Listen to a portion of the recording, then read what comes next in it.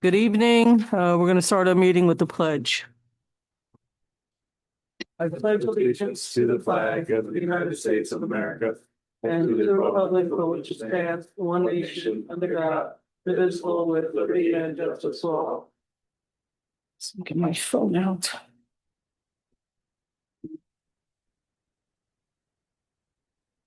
I thought he was going to stay in here and just not be on camera. Where'd he go? Okay, we have, you guys ready? All right. Hello, everybody. I hope everybody is plowed from under and over and every other way from this amazing snowstorm, which I do not remember having this much snow like ever in the many years that I've lived here. So I don't actually, like somebody told me 1967 was the last time, but seems like a long time ago. And that goes to say that even though it wasn't, nothing's ever exactly perfect, I think that our departments did an amazing job. I actually drove around earlier today around 5:30. The streets, for the amount of snow that we have been really cleaned up in a great way. We've had two major dumps of snow in 2 weeks, and because of the freezing weather, nothing sort of melted away. Although we are supposed to get some warm weather, and hopefully this is the last big snow dump that we're getting for this year. And the only question I did get, I actually didn't get complaints, but I'm sure they called the building department. I'm sure some people would like more of the snow removed from their streets. We focus on the primary and secondary streets, dead ends and things like that. Aren't always the ones we go to first. Is why we don't dump everything into the Hudson and just sort of lift everything and move in the Hudson. We're not allowed to. There are a lot of environmental reasons. So we cannot just dump snow somewhere else. It has to naturally melt away, or just be pushed over to the side of the road somehow. So we don't have any announcements tonight. We're going to go into our meeting. We're going to go to the village manager. What happens? Is that me? Good evening, everyone. Our first agenda item is the BOT is being asked to revisit the request for hardship exemption for U.S. Helps. And this is for the property at 15 North Malcolm Street. So with that, I would like to turn it over to Corporation Counsel to begin a discussion. Thank you. Good evening, folks. We had the public hearing last week. The board is familiar with the resolution that was previously passed with regard to the 6 occasions over the next couple of weeks when the community group, the Ossining Muslim Center, will be operating at 50 North Malcolm. Tonight's discussion is more focused on their application for a hardship exception.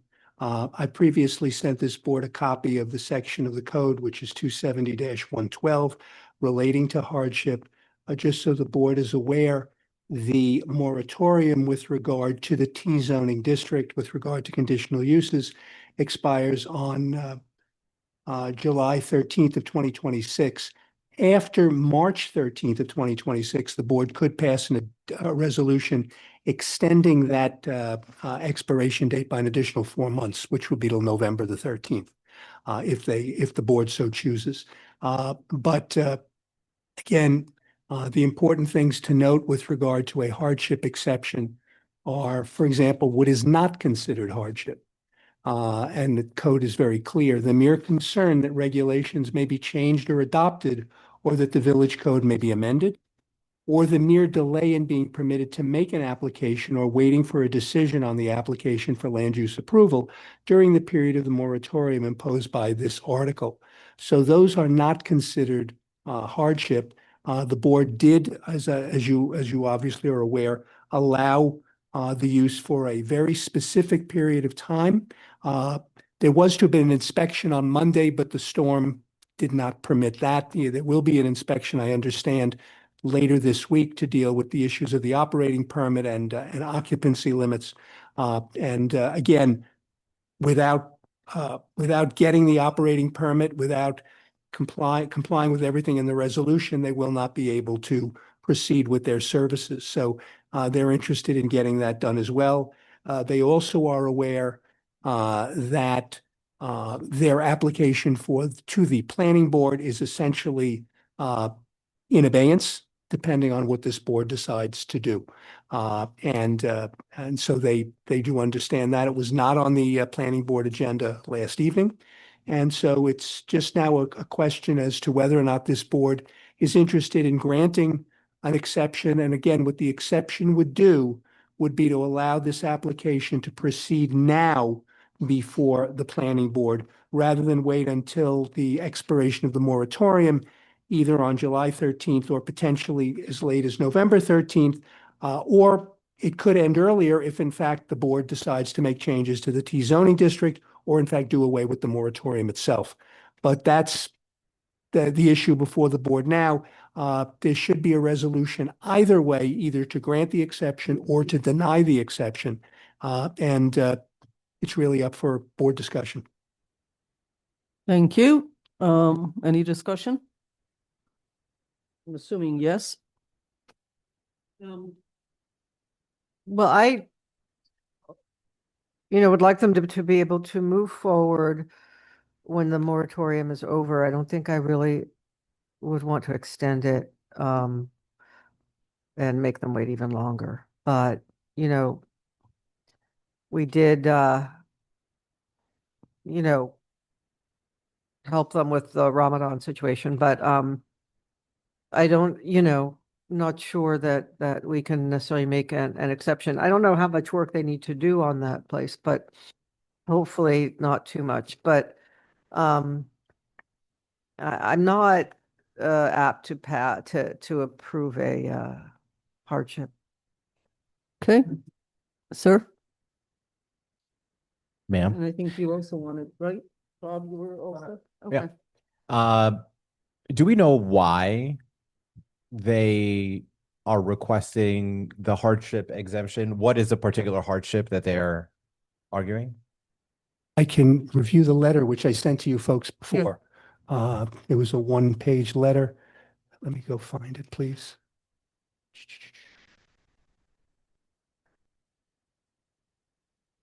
Among the many papers that the Corporation Council has and discards or keeps in different places, here we go. Their letter was actually very simple. Our organization acquired 50 North Malcolm Street in September 2025. The property used to be used as a Methodist church with a 501c3 designation and tax-exempt status, but has not been offering formal services for some time. When we acquired the property, the church was in a rundown state and needed deep cleaning, painting, and new carpeting. Thankfully, no major construction repair was necessary. We're very happy to have a place of worship for the Muslim community in the village and town of Ossining. There are approximately 45 to 50 Muslim families who live within 3 to 4 miles distance from this place of worship. In the past, they have been praying in a rented hall, but have long outgrown that space. It is too small and can accommodate approximately 30 persons, with only one bathroom total for both men and women and only 4 formal parking spots. Our holy month of Ramadan is commencing on February 17th, 2026, and we're in need of a more suitable place of worship. There is no other place of worship within approximately 10 miles for the Muslim families of Ossining. We're requesting the village of Ossining to consider our request for hardship exemption because the fast approaching month of Ramadan and the information above respectfully submitted Dr. Syed Naeem. So that's the letter. Most of it refers to the Ramadan holiday, and this board has already dealt with that. There's nothing other specific except that to make it essentially simpler for the approximately 45 to 50 Muslim families to worship in what is to them a better location and a more accommodating location. Thank you, Corporation Counsel. Sure. I am empathetic of their situation. I wish that the timing were different so that this wouldn't be an issue.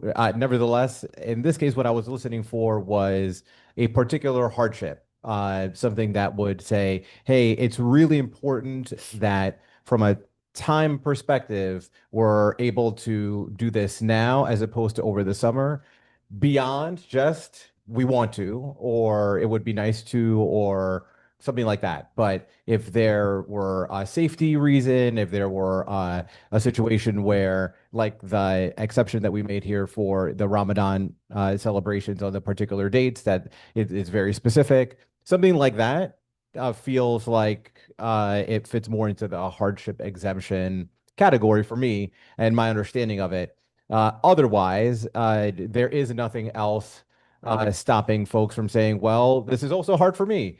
Moratoriums are hard. That's the point. It's that the point is not to make it hard, but the function of a moratorium is that they are difficult. They are uncomfortable, but they serve a larger purpose, which is that they pause what is happening in a particular space so that we're able to make decisions that are more global and long lasting without having to make specific acute decisions now. And exceptions to that are really in particular situations, which to me, this does not sound like it falls into. My take. Thank you. Bob Fritchie, did you have something to add? Okay. So Stuart, they purchased the property in September. Excuse me, they purchased the property in September. When did we approve that moratorium? Was it after September? It would have been in November, it became effective Of because 25. November of 25, that's correct. So basically it sat for 2 months and they could have applied into the land use, then they would be okay as far as carrying forward because it was in before the moratorium. Well, if it had completed its process, the moratorium effectively would stop everything.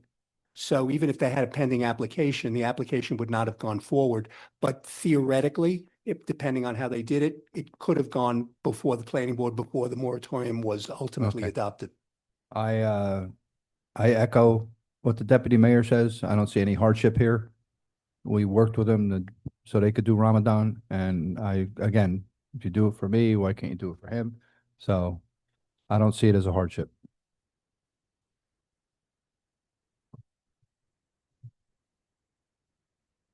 I'll keep it short and simple. I concur.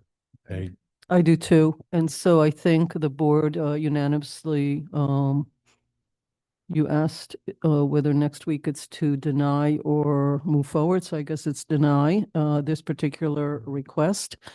And I think we'll move on. Okay, next. Switch around a little bit because Valerie is running a little bit late. Okay. So I'm going to turn this over to Corporation Counsel once again. So first we'll be talking about local law to amend Chapter 5, which is appearance tickets. So I will turn this over to Stuart so he can discuss that with you. Thank you, folks. The proposed local law amends Chapter 5, which deals with appearance tickets in two, actually three areas, but two most specifically. In light of some court decisions that I am aware of, I had advised the police department that the parking enforcement officers could not issue tickets that related to vehicle and traffic code violations, such as no registration, no inspection, failure to display a front license plate. The reason is that the code for appearance tickets in the village, as is the case in many municipalities, specifically says that they are to issue appearance tickets for violations of local law. Vehicle and traffic law is not a local law, it's a state law. The proposed amendment would allow the parking enforcement officers to issue appearance tickets for violations of the vehicle and traffic law as relates to vehicles that are parked. So if they are, for example, issuing a ticket for a no overnight tag and they should see that the inspection has expired, they can write a ticket for that. Or they see that the registration has expired, they can write a ticket for that. Or same with failure to properly display the registration sticker or anything that's a vehicle and traffic violation relating to a parked vehicle. This does not mean that they can write speeding tickets. They can't write going through traffic stop signs or anything like that. It's violations that relate specifically to parking, but again, vehicle and traffic related. Currently, as I said, the way courts have interpreted our code not here, but in other locations, they've determined that basically without specific language, the park enforcement officers are without authority to write those violations. So in light of that, I have asked the police department to direct our 3 parking enforcement officers not to issue tickets for those violations, and they have not since that time. And this would then give them once again the authority to do that. The other proposed change is to clarify what is already the law, but because it sometimes comes up, particularly in discussions in court, to make it clear that the code enforcement officers, this is through the building department, who are certified code enforcement officials, that means they pass the tests and they are certified to do that, can write violations of the uniform code, the fire code, and the state energy code. Again, not just local codes. And there's no question they can do it. I just think it would be sort of a belt and suspenders to put it into the code to make it clear that if it comes up again, we can point out that they are authorized to do that. Under the fact, as a certified code enforcement official, they are authorized to write such violations. But again, the appearance ticket chapter in the code specifically refers to local code violations. So to avoid that potential incongruity with the courts, I just think it would be helpful to add that particular language in. The last thing is to remove the title of housing inspector, which does not exist in the village at this time, and basically substitute that police officers can write appearance tickets, which they can anyway. But this way it specifically indicates. Now, police officers are in a different category because they can issue appearance tickets for anything that, in addition to what's in the local code. They obviously can issue violations under the vehicle and traffic law and under other laws. There are certain violations that they cannot issue tickets for. They can't issue building code violations because they are not code enforcement officers. They can't issue violations of the environmental conservation law, which would only be issued by environmental conservation law officers. But this is just meant to sort of clarify, a couple of things here, sort of clean it up a bit. But the most important change relates to the parking enforcement officers, this would again give them the authority to write the violations, which they had been writing, frankly, for a lengthy period of time until, I spoke with Lieutenant McGovern and indicated that at the present time, they should, defer writing those tickets. Again, police officers can always write those tickets. The issue is, can the parking enforcement officers write it? This would, again, give them that authority to do so. Thanks. So you're giving authority to what they were already doing and was accepted by the local court, but not by some other courts in other places. That's correct. Okay. This cover parking on a front yard? No. For parking enforcement officers, the answer is no, because a parking ticket cannot be issued by police, or in this case, parking enforcement officers, for a single or two-family house. They're not permitted to do that by state statute. Okay. But code enforcement people can. Code enforcement people can. Parking cannot.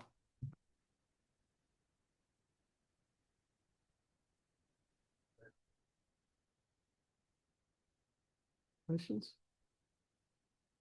Your discussion answered my question was if it opened it up to moving violations or not, and the answer is no. No, right. Questions? No, I'm fine with it as long as there are no unintended consequences for the public. Sometimes I feel like I'm not fully understanding the ramifications of some of the changes that we make, but it sounds like it's kind of a formality. I mean, is this going to make it harder for people in any way? Is this going to require certain things of them? I'm just thinking about kind of that snow removal thing that happened and Well, let me say this. how that text change kind of. If I can just say this to you, Okay. Trustee White. I find as the prosecutor, if a person gets a ticket for no inspection, they generally have the car inspected within 24 hours. if we're not writing tickets, if the PEOs are not writing the tickets for no inspection, there are more vehicles out there that are going around not being inspected. Generally, but if you get that ticket or a non-registered vehicle, people take care of that very, very quickly.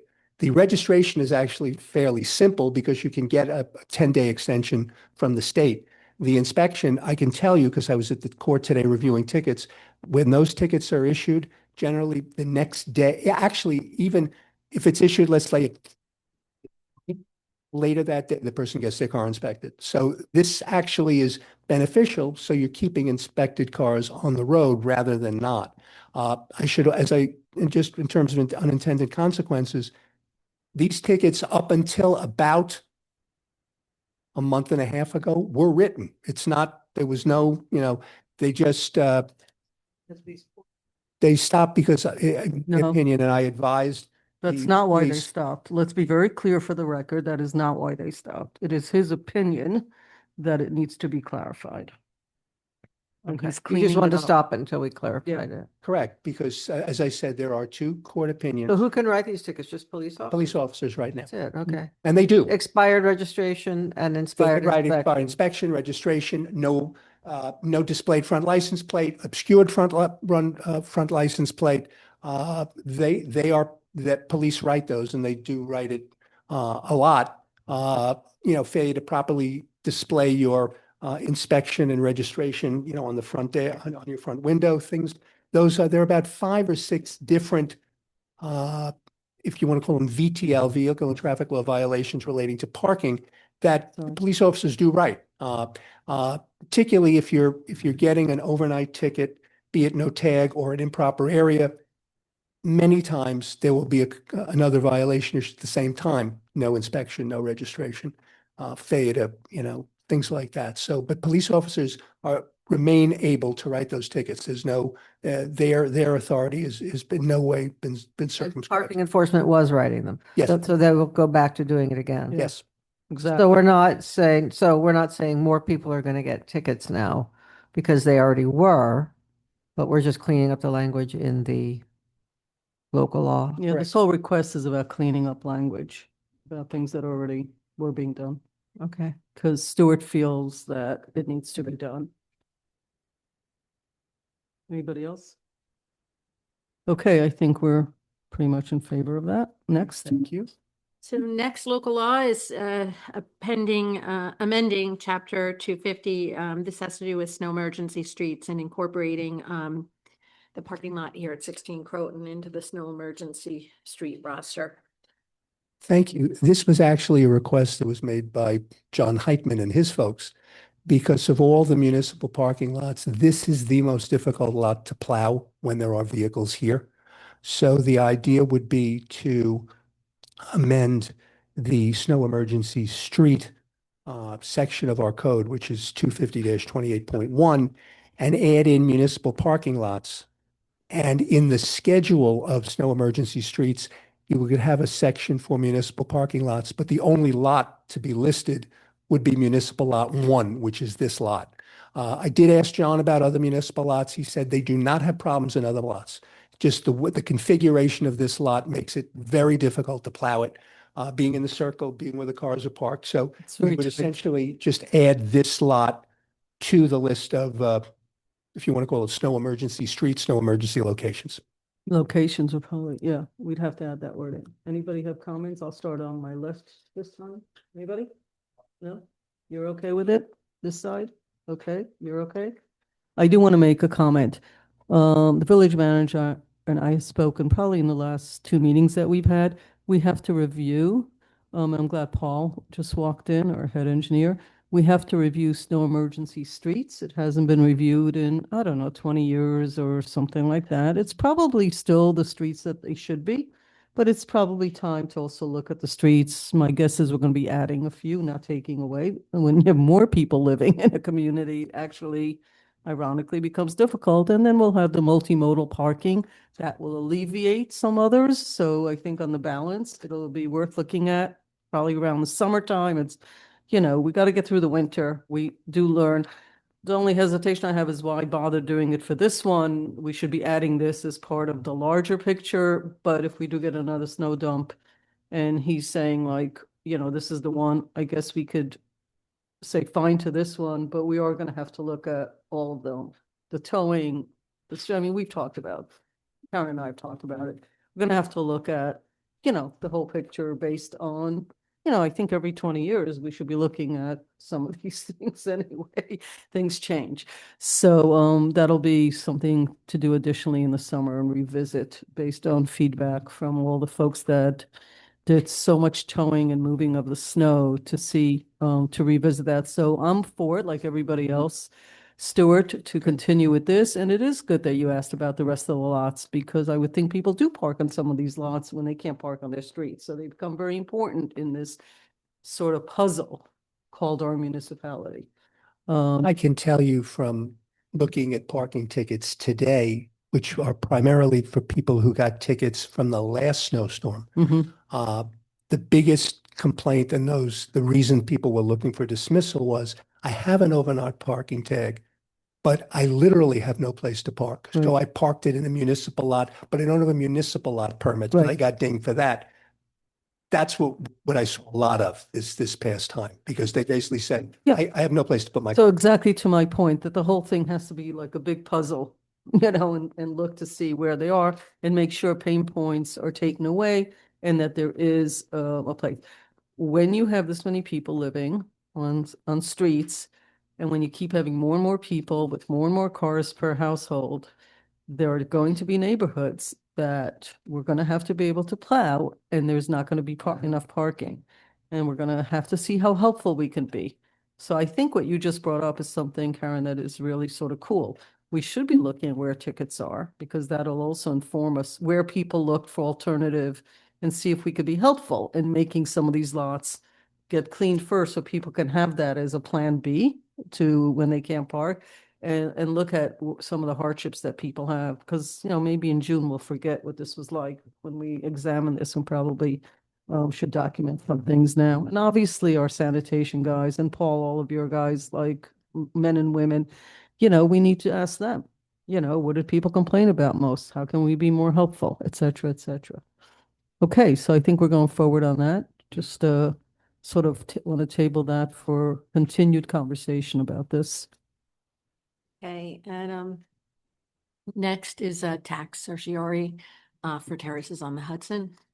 We have two tax certiorari's. The first is, the manager said, is for terraces on the Hudson. I'm sorry. That's okay. And that's at 217 North Highland.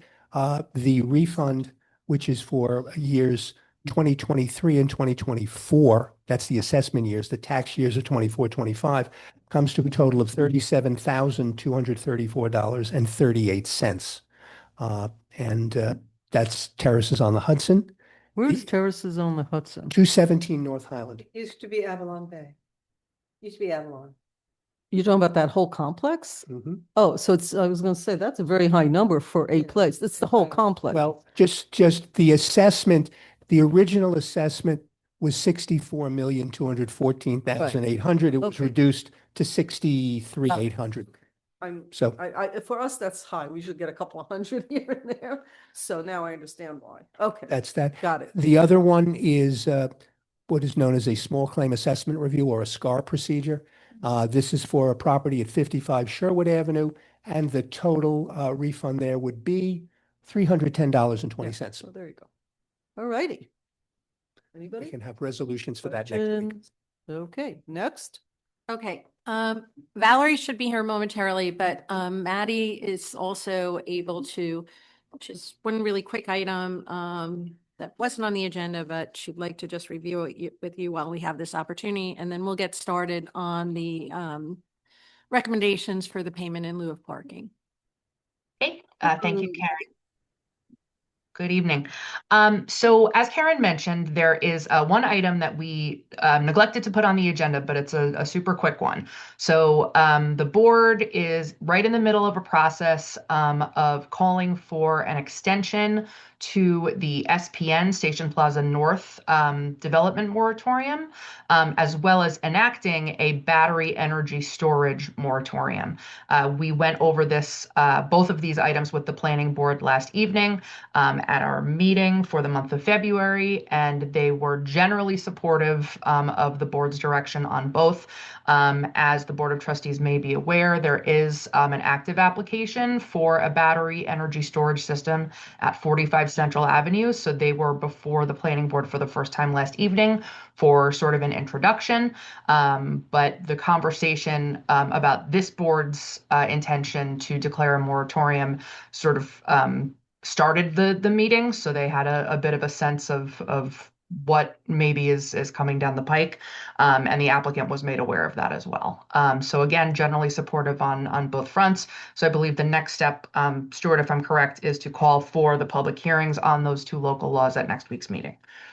Correct, Maddie. Thank you.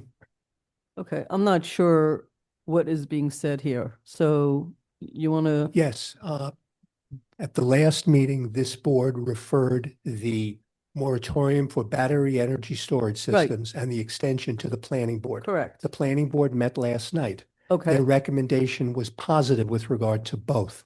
So the next thing that happens is this board calls for a public hearing because they're both local laws, and then it goes the process of a local law. So we would call for public hearing on the a 4th. local law for moratorium. Right, and Got it. there would be public hearings on the 18th. Got it. Thank you. Thank you, Stuart. So just. Anybody? Oh, Yeah, sorry, go ahead. one quick question on the battery storage. So this is just a local law for the moratorium. Correct. So will we do the same process if we wanted to pass a local law to ban them in the village? It would most likely be something within your zoning code, because it would be a particular use that you do not want in the village. It would be essentially a non-permitted use. So there would have to be an amendment to the zoning code, particularly your use tables, that you couldn't have that particular use. Okay. Isn't the point of a moratorium is for us to revisit our zoning and our codes? Yes, depending on which way you wish to go, of course. That, you could decide to do nothing if you decided to, but. Yeah, theoretically, yes. but most boards don't hold moratoriums just to do nothing. Usually it's because there is a purpose for something to change, to be done, to be rethought and say, hey, I'm okay with the way it was, which I guess technically is doing nothing, but it's not doing nothing, it's thought out. So for me, this would be the moment when there's a moratorium is to say, I'd like this looked at, and maybe that's one of the changes that we make during that period. That's where I'm going with this. Okay, so So- we're on the same page. Yeah. Okay, on the same Not page as well. I'm gonna dive into it tonight, but No, but that is, Understood. I mean, just want to go on notice Okay. that I'd like this looked into. would be That will- considered during the And that would moratorium. be listed under the tables of uses and non-uses, correct? Right, you would want it, And you the would want it zones. there, and then it would be also within the code itself, Okay. under chapter 270 as to, which you would not want there. So you would put it then, but now it's just to give you the breathing space Mhm. and, an extension, potentially as much as 12 months. The county did comment on it, on the proposed moratorium. As they say with most moratoria, you don't want it to be too long, and you're not supposed to. So 8 months to 12 months is generally, you just fine. Thank you. And they've gone longer in other communities, but I think that's a good amount of time and a fair amount. I have been speaking with people in the environmental realm about battery energy storage systems. And they believe that these systems are the key to a fossil fuel-free future, say that 10 times, and that they shouldn't be dismissed out of hand, and that the fire dangers are explainable and they're very rare and they have all sorts of da. So I personally have a lot of questions about the location of this particular project. I don't understand. It's like on the edge of the ravine. I mean, it's weird. I have a lot of learning to do about these systems, and I think we need to have a robust debate about them and with people from both sides of the pros and cons. if we have to have a moratorium to do that, then I guess that's what we will have to do. But a lot of people are passing moratoriums against these systems. A lot of municipalities in Westchester have already. And then some, like the town of Ossining, have said, fine, they can come in here. So, I just think there's a lot of discussion, and I want to hear from people who know more about this than I do. So, that's all I have I to say. just want to be clear for myself. We didn't set up a moratorium about this. We set up a moratorium about zoning, right? The moratorium specifically deals with battery energy storage. Right. Not this particular. Not a group. particular application, but battery energy storage systems Right. in total. Okay. But what we're doing today for next week, what we're being asked for is not the debate about the pros and cons, but specific to the moratorium. Right, just to call for public hearings with regard to those two local laws. Got it. Okay, I'm good with that. You're good. We're good. Everybody else? Okay. So for next week. All right. So Valerie arrived, perfect timing, just in time to provide a recommendation on the payment in lieu of parking program. You all got a memo from Valerie. We forwarded it on Friday, so hopefully you've had time to review it. We are looking at the program, and we have revisited it at the board's behest since we last spoke about it, and are coming back with a payment in lieu of parking program where the fees are a bit higher based on the number of spaces you would need to pay for to meet your to be in compliance with the new parking regulations. So Valerie, do you want to? Sure. So, if the board recalls, we had a couple applications before you for payment in lieu of parking. And as the board was reviewing those applications, one of the things that came that the board raised questions on was related to the actual fees that or the village is charging for the payment in lieu of parking, if those were to be agreed upon and those applications were to move forward.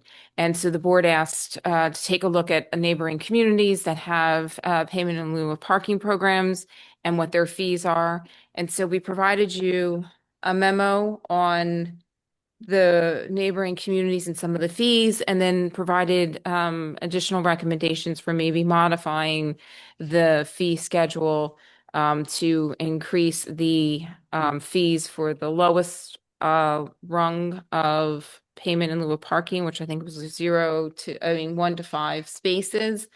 And then also we specifically identified for those with 20 plus spaces to increase the fee for those space criteria or thresholds as well. And Maddie has that up there on her. You know On the that screen. you actually can't read that, right? I know, I know. It's like every meeting, they have the same issue. So, but in your packet, we specifically, and I'll just run through them. We specifically, right now, the Village of Ossining has a payment in lieu of parking fee for 1 to 5 spaces, 5,000 for each space, 6 to 10, 10,000 for each space, 11 to 15 spaces, 15,000 for each space, 16 to 20, 20,000 for each space, and 21 plus spaces is 25,000. And we're suggesting that instead of 1 to 5 and 6 to 10, 1 to 10 spaces would be $10,000 per space. And then 21 plus spaces is $30,000 for each space. We don't anticipate, the 21 plus spaces will not be a norm, right? There's really not that many properties where this would really be affected in terms of having that large amount of spaces that would be requested for payment in lieu of parking. For the most part, you're going to probably find the 1 to 10 spaces is probably where you will have most of your applications. But again, just for the board's just for more information, this will only come into play when you actually are creating or requiring new units to be developed in the downtown. If for some reason there is a change of commercial use from one commercial use to another commercial use, we already have within the zoning a little bit of a waiver that as long as within the parking ratios are within within 10 spaces, that you can have those different interchanges of the commercial uses. It's really for more when you're developing new units to try to capture and require parking on site. And if they cannot provide parking on site, they can petition for the payment in lieu of parking. So, for example, one of the projects in front of you recently was 217 Main Street, where they have two commercial units, and they are looking to rehabilitate those two commercial units into two new residential units. And clearly, 217 Main Street, which is the Midas building, doesn't have any parking on site, so therefore they're applying for the payment in lieu of parking. So just to recap, so it's clear, Yes, and I know it should be clear, this is a one-time payment. yes, Most of the break even on most of the stuff is probably less than 10 months, not even a year, because it's like $1,000, $800 a month. It's like people in the city pay more just for their personal cars, let alone for development of collecting rent and turning buildings into their businesses and collecting rent. And it's a one-time charge. So it's, it's not an annual or anything like that. It's totally within, from my perspective, it has to be in the middle. We should not be the least expensive. right. We're not the only community with the demographics we have. There are others. And more affluent communities tend to use us for cheaper space, and then they use the train station. They don't do anything for economic development. It doesn't help with anything else we do with revenues or anything like that. They're just using our spaces versus Yeah. the people that live and work here. So it shouldn't be the least expensive because of the cannibalism that occurs. But from my perspective, I'm only speaking when I look through this. It's one piece of the equation. My concern about this is some of event spaces that are growing in leaps and bounds and will continue to do so. And so they're not retail businesses, but they have on and off periods where there might be 30 cars. So when you have, or nonprofits, the ballet company that is moving down, a few others. The good news is that some of the biggest users of our parking that, I don't want to say congested, it's not fair to them, Open Door. Today, Open Door doesn't need all the spaces it needed for many, many years because it has bought its own real estate and has parking for its employees and its users of its, and they're usually just busy till about 5:30 at night. So Right. in the evening, it's not even an issue. There is a daytime issue and a nighttime and how we do that.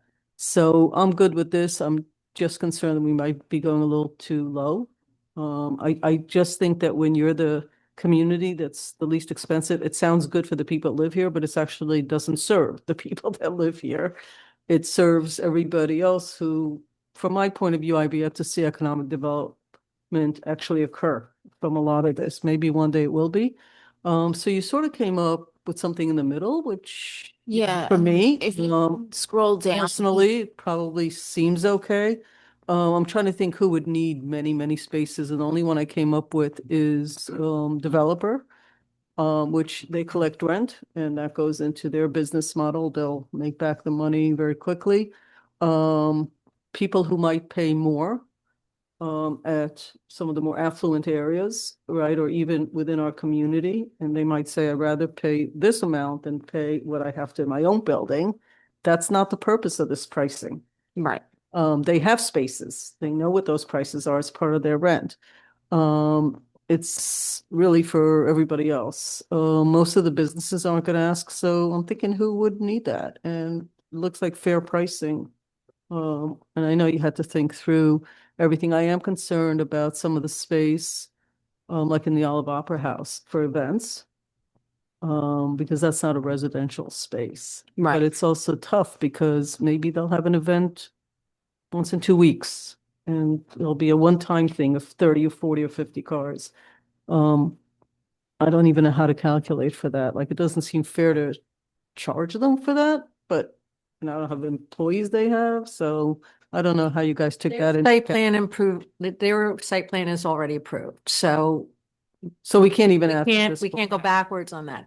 I think the way to look at this, though, for that particular use, I do think that based on how, if Olive Opera House were to have an event today in that area, Right. they would be able to have an event with 50 or 60 cars pretty easily. Right. Parking in the current lots, let's just say we weren't building anything, it's just the way it is, Mhm. or the way it was before we started building it. They would have enough room to host an event At and night. people parking Yeah. in the area. That, our parking issues, we have specific parking issues in the VC, in the Village Center district. They're not the same issues that we have on Linden Avenue or Dale Right. Avenue. So I think that for events like that, there's a lot of things that you can do. A very, very large scale event, there's, ways you can park in other places and you can rent spaces from private institutions and rent buses and things like that. I'm not actually that worried about that. I'm worried Yeah. about more consistent because we like events. Yeah. So now that we might have actual parking for events might be a good thing for this village. It wasn't for this one time here and there. It was really for Yeah, more of a the consistent. Opera House is already. Right, but if the changed. ballet company moves in there where they're now having parking issues, that might become a problem. But it doesn't go with the tenant. It goes with the owner of the building, all of this. That's Okay. correct. So it's irrelevant anyway. So my mistake on that. Well, if the owner of the building adds a business use that would need to go to the planning board for a That's site plan correct. approval, and they would still have to have a parking plan. So if Olive So we'll Opera see what decides happens. to rent to others, that could change. But even then, I think, it would be incumbent on the owner of the property to negotiate whatever associated fees with Okay. who's ever renting. So I think we're good. So that answers, I think, just one of my concerns, the rest. I mean, I looked through the rest Okay. from my perspective, but Bob, you want to start? Your thoughts? I don't know if you had a chance to look at all the stuff. Oh, yeah, I did. Okay. I'm fine with the recommendations, the 1 to 10. Okay. I'm fine with that. All of them, the 1 to 10, the 21 I'm plus? fine with the Okay, recommendations that they brought to the table. great.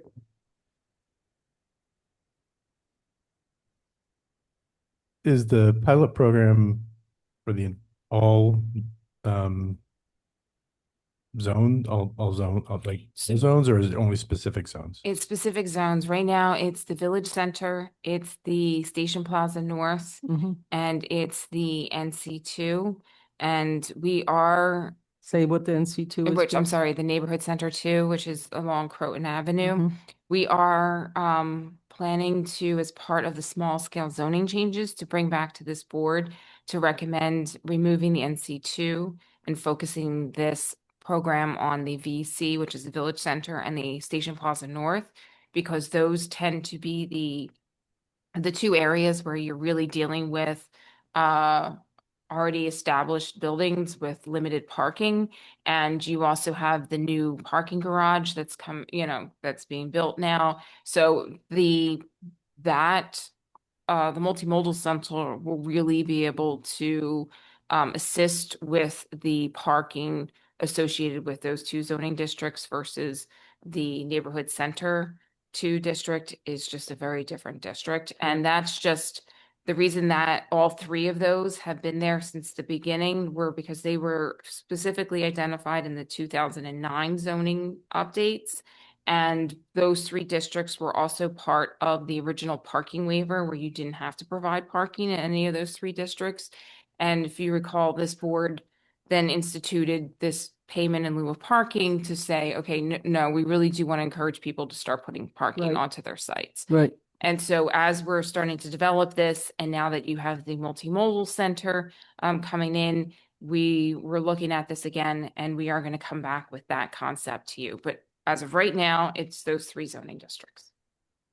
Got it. That's helpful. And the backstory is helpful context as well. Yeah. From that perspective, right? Yeah. I'm curious as to, I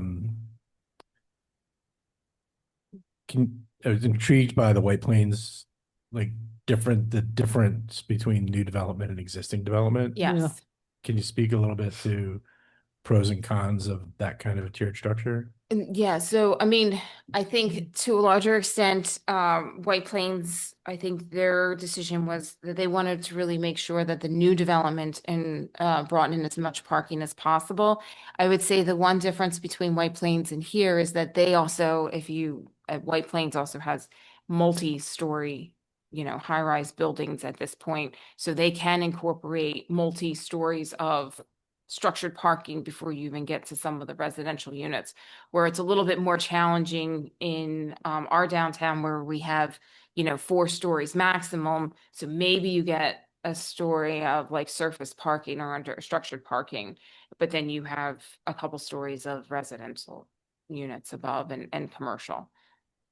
So I think the dynamics is a little bit more challenging. However, if the board wants to do a 2-tiered system like that, I mean, I know the planning board's perspective has been that, they feel that this payment in lieu of parking, is really directed towards, buildings that aren't existing so that you can have that turnover in terms of commercial and also residential, and then to encourage new development to include parking on site as much as possible.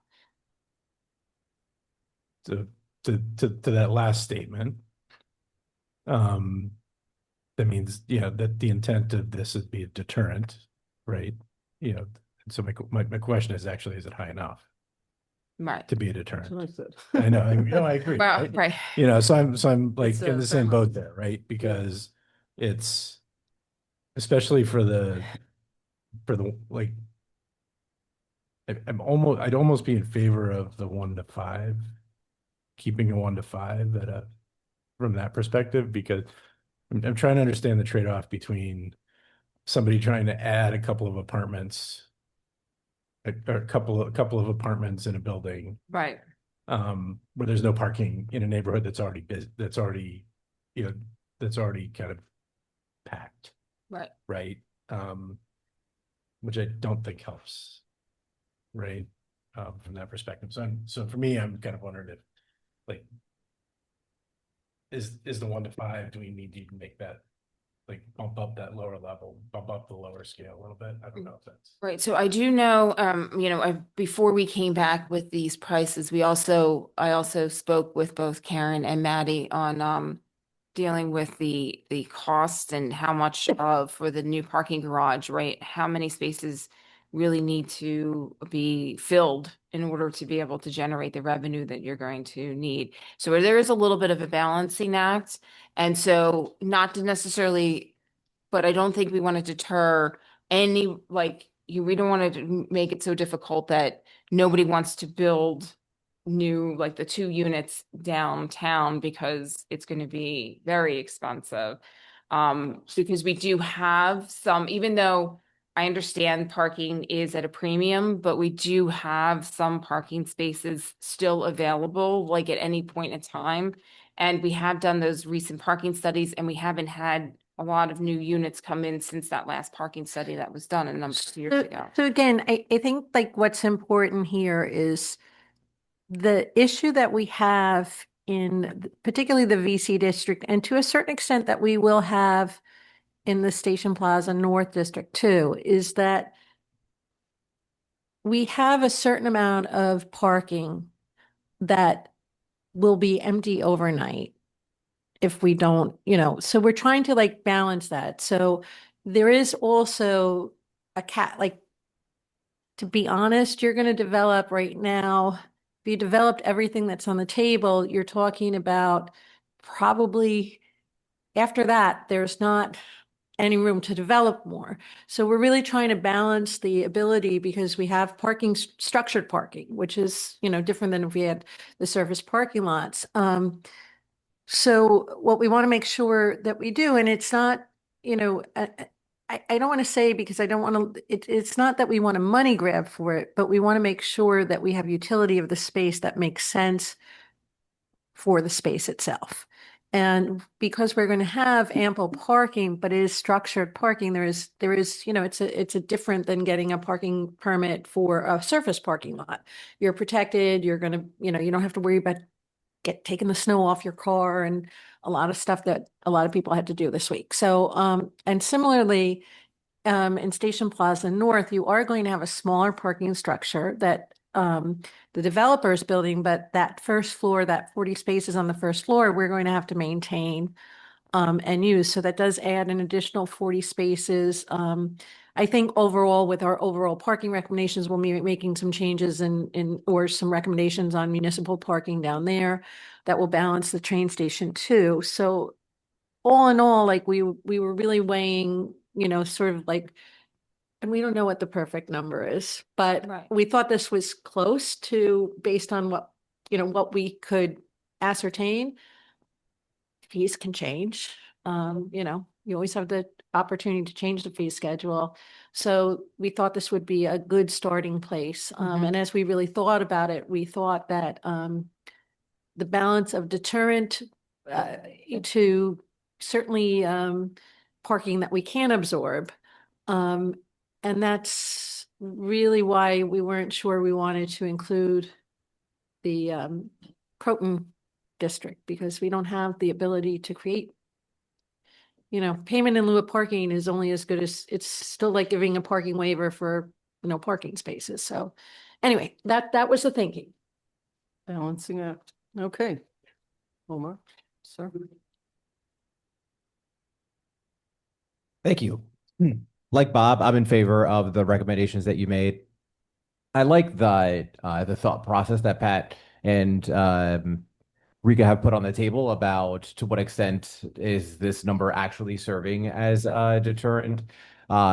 It's thought provoking because it's too low to really do that, but to me, it's closer to like a cigarette tax where the tax is not so high that people can't afford cigarettes, but it's enough of a cost that it's not convenient. And it's one more thing to consider. And you're like, well, it's bad for my health. Also, it's a little expensive, blah, blah, blah. Hopefully, it's enough to make you not do the thing that we don't want you to do. And so, in that way, I'm comfortable with how it is. Dana? So remind me where these fees go, what we do with this money? So the fees for these fees specifically go to parking improvements. So in this case, they would go to operations and maintenance of the multimodal site. No. And possibly, if we were to, I mean, we could expand it to operations to a lesser extent but we are gonna need operation money down at the waterfront too. So it can go into parking improvements within the districts that it pertains to. Yeah, we actually have language in the code section where this was adopted that speaks rather specifically to the payment in lieu of parking fund, including the board might remember certain rules about, the village has only, I think, like 5 years to spend it, and we have to spend the first money in first. So if we don't spend it in a certain amount of time, the developer would actually get that money back. But it is rather prescriptive how we can use it. It's to maintain or expand our current parking portfolio, as well as invest in alternative mobility strategies. I think the idea was, it's not like a fund that we're creating. It's specific to parking. Money comes from parking because you don't have enough parking and you can't build enough parking for what you're building. But we'll take the money and we'll spread it to other parking needs within the districts that it comes from. And we There think still that's won't be fair. enough parking for these folks. They're still gonna build a thing that they don't No, have there enough should parking be for. actually. I think No, I think I that think there will be. that here. So one, there's still always the opportunity to not approve it. Like Right. they're going to appeal for this. The reality is, if you approve it, like we do have a baseline of what we know is going to be available parking and what's being built on site. So your two larger properties that will be looking at this have a certain amount of parking on site, and they're looking for additional spaces. Now, again, this is sort of based on we changed the requirements. So a few years ago, they were fine based on paper, like The big developers. now they're not because we changed the requirements. This is based on, a lot of information, but there would still be, based on the number of spaces that would need to be bought out for this program, I think there would still be enough space within the multimodal site to accommodate the day muni parking that would be required and the overnight parking. Right. I don't foresee like a huge shortfall of parking. Again, like this is not an area that we have a huge parking shortage. The parking shortages are in places where even if we wanted to build parking, we can't. They're in the neighborhoods. Yeah, they're in the neighborhoods. So it's the hardship parking that is causing the on-street hardship parking, the overnight parking that's causing the real crunch. But not particularly on the Main Street area. Plus, keep in mind, we're also going to be adding spaces on Route 9. So I think it's over 100 spaces that we'll be adding on Route 9 on that stretch of road when we do the road diet. And, again, like these are spaces that will provide space, ample space for shoppers, people visiting, even, doing different things in the municipality. But I think the for the community overnight, center. the community center potentially, yeah. So like we do have a lot more parking in this area on the horizon. So we should be able to accommodate it. I don't foresee a huge issue with people. I think what's going to be challenging when we get to the pricing of it, making sure that our pricing is commensurate with whatever price is, or the developer doesn't charge $400 a month when we're charging $100 a month. And then also looking at the spaces, we're going to have to, develop parking fees that are sort of specific for sheltered space versus non-sheltered space. So we got a lot more work to do on that end. We'll come back with recommendations for that over the next few weeks and months. But for this, we were just trying to get numbers that seemed for our particular purposes to work for the payment envelope parking. Any other questions or comments? Are we good to go forward? So I think this is a good start. It's Yeah. great. I figure in 2 years, 3 years, the community center will be revitalized, Olive Opera House will be in action, 30 Water Street. I'm sure some board will look at it and go, okay, we got it almost right, plus or minus, and they'll figure it out. They're fees, so they're changeable. But they're going in, especially for what we know is in the pipeline. I think this is really good. And And I'm sure very complicated. I'm sure the meetings were not simple to figure this stuff out. And thanks for looking at other communities. one other really important point, though, this is different than a parking fee that we would have for a resident. Right. So what this really is addressing the, sort of gift of public funds, if you will. Like this is making sure that the developers are investing in the infrastructure that is needed to Right. facilitate those businesses. So if this goes through and the developers who are looking on Main Street right now go forward, that would give you, over $1 million that can then be reinvested into the multimodal site. Which costs $21 million. Exactly, but that's a real benefit to taxpayers, even for the residents in those buildings who will be living there someday. So, Okay, All I right. think that's what Thank you you. came. Thank you Yes, for thank you. doing this. We've been talking So- about this for a while. You're changing the fee schedule? for No, each we're one? not. I think we were Oh. thinking, did you want us to revisit? You were just being thoughtful No, about just like, thoughtful. oh, now I understand why. No, we were going back and forth, I'm but we just trying to settled that direct this, you for a resolution for next. it's as recommended. that's right. So we are changing from what Yes. to what. Yeah. Yeah, as recommended changing in it. this conversation. Solution.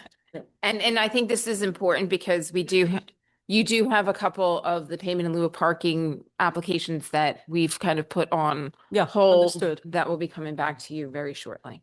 Okay, Great. what's Thank you. next? Valerie, thank you. Everything okay? Oh, yes. Okay. Yes. Thank you.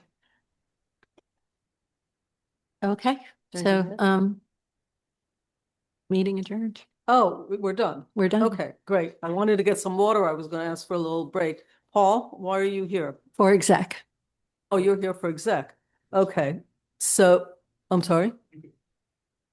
Yeah. Exactly. Okay. So ladies and gentlemen, the meeting is concluded. It is, what is it? It's 8:40? And no, yeah, 8:40. Oh my God. It's 8:40. We will see you next week for legislative session at the courthouse. Stay warm and stay dry and happy plowing.